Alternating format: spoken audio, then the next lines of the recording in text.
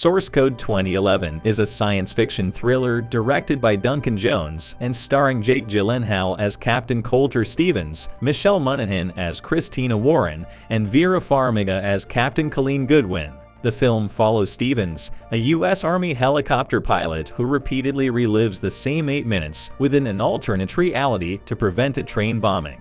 The movie begins with Coulter Stevens waking up on a commuter train heading to Chicago. He is disoriented and does not recognize his surroundings or the woman sitting across from him, Christina Warren. She addresses him as Sean Fentress, which adds to his confusion. In the train's bathroom, he looks in the mirror and sees the face of another man, Sean Fentress.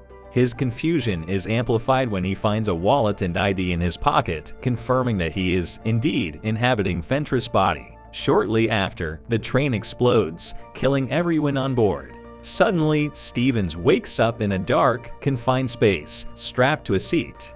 He is inside the source code, a secret government program that allows him to relive the last 8 minutes of a person's life within an alternate reality. He communicates with Captain Colleen Goodwin through a screen, who explains that he must identify the train bomber to prevent a future attack on downtown Chicago.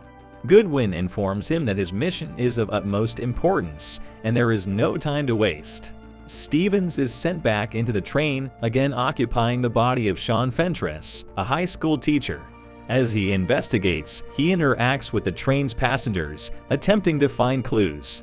He questions Christine about Fentress and learns that he is a stranger to her. Each time Stevens fails to identify the bomber, the train explodes, and he returns to the source code chamber. During his missions, Stevens develops a relationship with Christina and becomes determined to save her and the other passengers. He also tries to learn more about his own situation, discovering that his body in the real world was severely injured during combat in Afghanistan. He is kept alive in a vegetative state, with his mind connected to the source code program. Stevens realizes that his memories of the last few months are hazy, and he struggles to recall details about his life outside the source code. Stevens grapples with the ethical implications of the source code program and the morality of using another person's body to complete his mission. He also struggles to accept the apparent impossibility of changing the past and saving the train passengers. Despite these challenges, he continues his investigation, hoping to find a way to alter the course of events. As he repeatedly experiences the 8-minute loop, Stevens uncovers more about the passengers and their lives.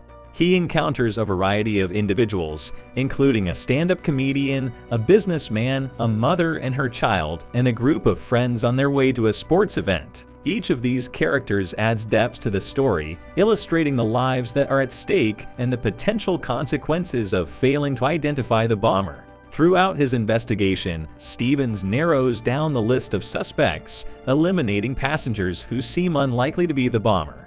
He employs various tactics to gather information, including searching bags, observing behavior, and engaging in conversations with the passengers. He learns more about Christina, discovering that she is a kind, compassionate person who works at a local art gallery. Dr. Relives, the creator of the source code, argues that the alternate reality is not real and that Stevens cannot change the past. However, Stevens believes that he can save the people on the train and prevent the second attack. He continues his investigation, eventually identifying the bomber as Derek Frost, a disgruntled ex-military man who plans to detonate a dirty bomb in Chicago. In one iteration, Stevens follows Frost off the train and confronts him, learning about his motives. Frost believes the world is corrupt and wants to start a new American revolution. Stevens disarms Frost and prevents the train bombing but is shot in the process. He returns to the source code chamber, where Goodwin informs him that the program's main objective is to stop the second bombing, not to save the train passengers. Stevens convinces Goodwin to send him back one more time, insisting he can save the people on the train and stop the bomber. He identifies Frost, subdues him, and takes the bomb's detonator. He then reports Frost's identity to the authorities, who arrest him and prevent the dirty bomb attack.